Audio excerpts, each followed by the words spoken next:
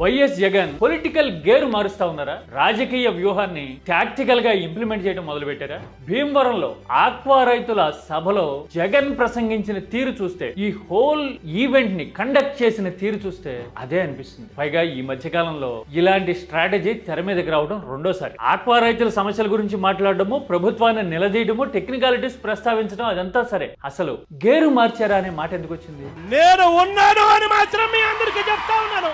మరి ముందు ముందు జగన్ అయినా వైఎస్ఆర్సీపీ అయినా ఎలాంటి వ్యూహాన్ని ఇంప్లిమెంట్ చేసే సూచనలు భీమవరంలో కనపడినాయి. Very interesting. ఇది రైతు సమస్యలు, ఇష్యూ బేస్డ్ వ్యవహారం, అట్ ద సేమ్ టైం మారుతున్న రాజకీయ వ్యూహాన్ని కళ్ళ ముందుకు తెచ్చిన పరిణామం.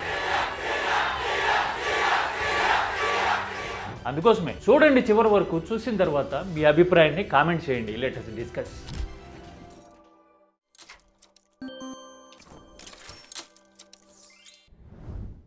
ఆక్వా రైతుల పరామర్శకి అండగా నిలబడేందుకు, వాళ్ళ నష్టాల్ని తగ్గించేలాగా ప్రభుత్వ పరంగా తీసుకోవాల్సిన చర్యలు తీసుకునేలాగా గవర్నమెంట్ మీద ఒత్తిడి తేవడం కోసం జగన్ రంగంలోకి దిగారు కదా. ఇలా ఎప్పటిలాగే కోలాహలం కనపడింది.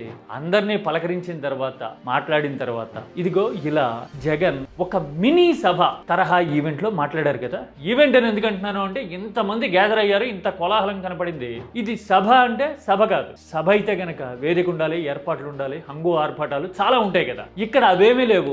అలాగని సాధారణమైన మీటింగ్ అంటే కాదు, మినీ సభ అంటున్నా కదా. ఇదిగో ఈ సిస్టమ్, ఇక్కడ ఏర్పాట్లు ఇవన్నీ చూస్తే మినీ సభ అని అనిపిస్తుంది కదా. పైగా ఇదేం మొదటిసారి కాదు అన్నాను కదా. ఎందుకని కొంతకాలం కిందట నెల్లూరు జిల్లా జువ్వల దిన్నెలో కూడా ఇలాంటిదే ఒక మినీ సభ పెట్టారు కదా. అప్పుడేమో మత్స్యకారులకి జరుగుతున్న అన్యాయం గురించి, తమ హయాంలో మత్స్యకారులకి అండగా నిలబడ్డాము, అప్పట్లో బెటర్ సిచ్యువేషన్స్ ఉండేవి అని చెప్పడం, గుర్తు చేయడం, ఇప్పుడు ప్రభుత్వం మీద ఒత్తిడి తెచ్చి న్యాయం జరిగేలాగా చూస్తాను. ఇదిగో ఇలాగా ఈ రెండు పక్క పక్కన పెట్టి చూస్తే ఈ రెండింటి మధ్య పోలిక అర్థమవుతోంది కదా. అంటే మినీ సభ నిర్వహించారు జగన్. ఎందుకని, ఈ ఇంపాక్ట్ ఎలా ఉంటుంది అని మాట్లాడబోయే ముందు భీమవరంలో ఆక్వా రైతుల గురించి, ఆక్వా రైతుల కోసం జగన్ ఏం చెప్పారో చూడండి. తన పాదయాత్ర సమయంలో ఆక్వా రైతులు తనకి మొరపెట్టుకుంటే, తమ ప్రభుత్వం అధికారంలోకి వచ్చిన తర్వాత ఖర్చులు తగ్గేలాగా చర్యలు తీసుకుంటామని ప్రభుత్వం వైపు నుంచి అన్ని రకాల సహాయ సహకారాలు అందిస్తామని చెప్తే, అప్పుడు అధికారంలో ఉన్న చంద్రబాబు తక్షణం చర్యలు తీసుకున్నట్టుగా కొన్ని ప్రకటనలు చేశారు అని జగన్ గుర్తు చేశారు.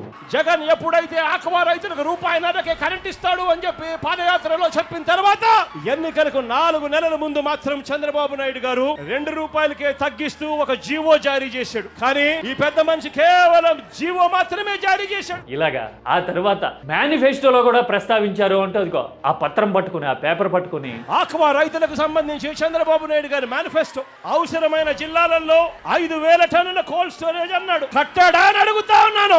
జోన్ తో సంబంధం లేకుండా జోన్ వెలుపల ఉన్న చెరువులకు కరెంట్ సబ్సిడీ ఇస్తానని హామీ ఇచ్చాడు. మరి ఇచ్చాడా అని అడుగుతా ఉన్నాను చంద్రబాబు నాయుడు గారు. ట్రాన్స్ఫార్మర్ ధరలు తగ్గిస్తానన్నాడు, తగ్గించాడా అని అడుగుతా ఉన్నాను. ఇలా అందులో ఉన్న అంశాలు ప్రస్తావించారు. తీరా చూడబోతే ఇప్పుడు ఆక్వా రైతులకి ఖర్చులు పెరిగినాయి, కష్టాలు మిగిలినాయి. రేట్లు చూడబోతే నేలం తాకుతా ఉన్నాయి. ఎక్స్పెండిచర్ ఖర్చు మాత్రం ఆకాశాన్ని అంటుతా ఉంది అని చెప్పారు కదా. పైగా ఆక్వా రైతుల గురించి ఉన్నట్టుండి ఊడిపడినట్టుగా ఇప్పుడు మాట్లాడడం కాదు. ఈ ఆక్వా రైతు బృందం జగన్ ని పార్టీ ఆఫీస్ లో కలిసినప్పుడు ఒక మాట చెప్పారు కదా. నా ప్రోగ్రామ్ పెట్టే లోపల ఇళ్లలో పరివర్తన వచ్చి, ఇళ్లలో ఏదైనా మార్పు వచ్చి ఆ పెంచింది తగ్గిస్తారేమో అని ఆశిద్దాం. టైం ఇచ్చినట్టు ఉంటుంది, తగ్గించని పరిస్థితి కనిపిస్తే ఒక గొప్ప కార్యక్రమం కూడా చేద్దాం.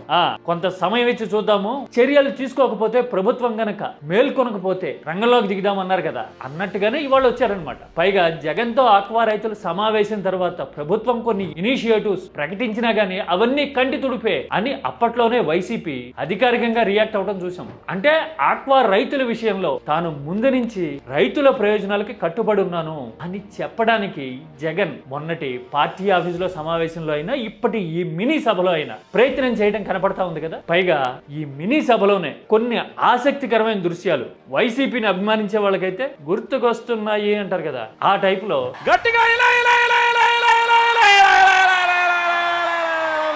చూశారు కదా. ఇలా ఇలా ఇలా ఇలా ఇలా అంటూ ఉన్నారు. అంటే ఒక పొలిటికల్ మూడ్, ఒక టెంపో వస్తా ఉంది అని ఇండికేట్ చేయడం కదా ఇది. ఆ తర్వాత జనం వైపు నుంచి కూడా ఇలాగా సీఎం సీఎం సీఎం అని నినాదాలు చేస్తా ఉన్నారు. ఇదంతా చూస్తా ఉంటే ఒక పొలిటికల్ రిథంలోకి వచ్చేందుకు ప్రజలకి తనని అభిమానించే వాళ్ళకి భరోసా ఇవ్వడంతో పాటు రాజకీయంగా మళ్ళీ పూర్తి స్థాయిలో యాక్టివేట్ అవుతున్నాము అని చెప్పడానికి ఈ భీమవరంలో నిర్వహించిన మినీ సభ ఒక ఇండికేటర్ గా కనపడతా ఉంది. మినీ సభ ఎందుకు ఇంపార్టెంట్, పొలిటికల్ గా సిచ్యువేషన్స్ ని ఎందుకు టర్న్ చేస్తుంది ఇలాంటి ఈవెంట్? నేను చెప్పాను కదా, జువ్వలదిన్నెలో చూసాం, ఇప్పుడు చూసాము. ఇలా నిర్వహించడము అంటే జనాన్ని భారీ సంఖ్యలో ఒక దగ్గరికి తీసుకురావడానికి వీలవుతుంది. అట్ ద సేమ్ టైం ఎన్నికలకి చాలా సమయం ఉంది. అలాగే పార్టీ నాయకుల మీద, స్థానిక నాయకత్వం మీద, పార్టీ మీద ఆర్థికంగా భారం పడకుండా ఉండడానికి మినీ సభలు అనేది ఒక పాసిబుల్ అండ్ ఫీజిబుల్ వే కదా. అంటే బలగాన్ని చూపించవచ్చు, బలాన్ని మోహరించవచ్చు, అట్ ద సేమ్ టైం భారాన్ని సాధ్యమైనంత వరకు కంటైన్ చేయొచ్చు కదా. అందుకోసమే ఈ మినీ సభ అనే ట్రెండ్ ని జగన్ ఇంప్లిమెంట్ చేస్తున్నారు అని అనిపిస్తా ఉంది. పైగా ఈ రెండు ప్రాంతాలు, జువ్వలదిన్నె అంటే ఉమ్మడి నెల్లూరు జిల్లా అనుకోండి, ఇప్పుడు భీమవరం ఉమ్మడి వెస్ట్ గోదావరి జిల్లా కదా. ఈ రెండు చోట్ల గత ఎన్నికల్లో వైసీపీ చాలా నిరాశాజనకమైన, ఇంకా చెప్పాలంటే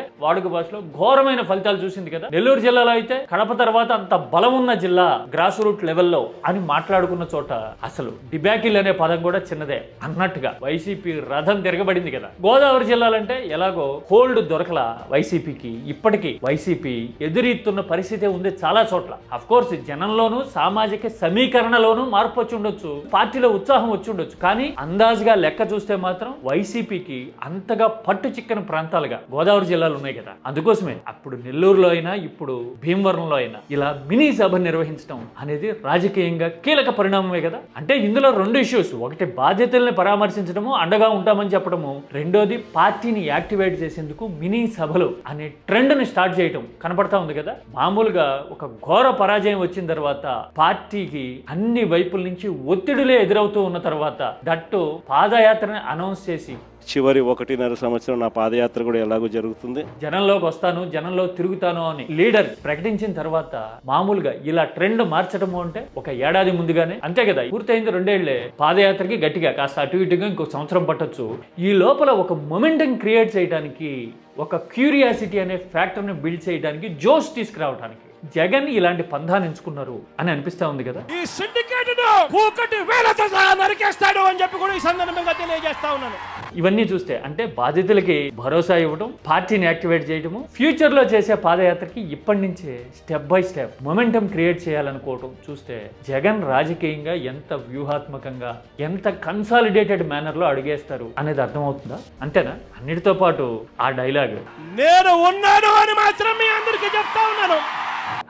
నేను ఉన్నాను అంటా ఉన్నారు కదా. ఇది చూస్తే 2019 ఎన్నికల ప్రచార సమయంలో జగన్ టూర్లలో కనిపించిన జోష్ మళ్ళీ వచ్చిందా అన్నట్టుగా వైసీపీని సమర్థించే వాళ్ళు, సపోర్ట్ చేసే వాళ్ళు ఉత్సాహపడతా ఉన్నారు కదా. కళ్ళు మూసుకొని కళ్ళు తెరిచేసరికి మరో 3 సంవత్సరాలు కూడా పోతాయి. ఆ తర్వాత రైతుల ప్రభుత్వం వస్తుంది అని చెప్పి కూడా ఈ సందర్భంగా గర్వంగా చెప్పగలుగుతాను. మరి మీకైతే ఏమనిపించింది? భీమవరంలో మినీ సభ చూసిన తర్వాత రాజకీయాన్ని, పరిణామాల్ని జగన్ ఎలాగా తన వైపు తిప్పుకుంటున్నారు అనేది అర్థమవుతా ఉందనుకోవచ్చా? Any comment?